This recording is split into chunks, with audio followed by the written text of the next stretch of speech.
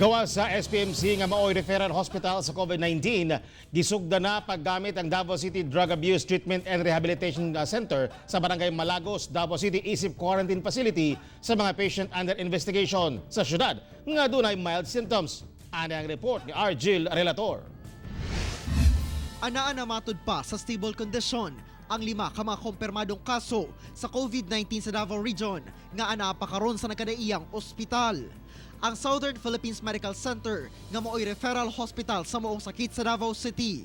Apan sukad kagahapon, gigamit na sab ang Davao City Drug Abuse Treatment and Rehabilitation Center sa Barangay Malagos sa pagdawat sa mga PUI nga dili kinahanglang i-confine sa hospital.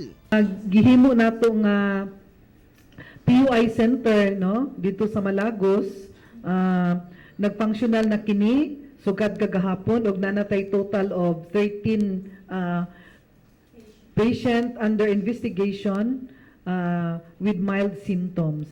Hugot ang pagpatuman sa inspeksyon sa control points, pasulod ug pagawas sa Barangay Malagos. Ang tanang driver sa mga sakyanan ginasuta ang body temperature. Ginapangutana sab kung unsay tuyo sa pagsulod sa area sa barangay.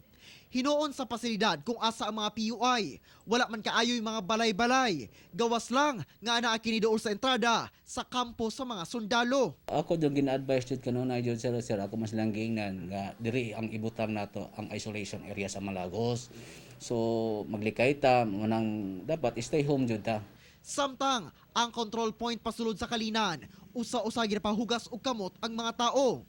Ang mga dunay importanteng tuyo lang sab ang palutson. So mo na mo gina-initiate karon sir nga makontrol na mo among tao sa Baguio district nga mobaba diha sa Kalinan. Karong Sabado unta nakatakda ang pagpatuman sa quarantine pass sa Malagos. Apan dili kini mahinayon. Sangliti pa undang una ni Mayor Sara. Samtang nagahulat pa sa saktong guidelines aron dili makagubot ang mga tao. Busa sa karon, ID na lang sa ang ginapangayo sa control points. Kauban si Joe Pascual sa kamera. Ako si Argil Relator para sa One Mindanao.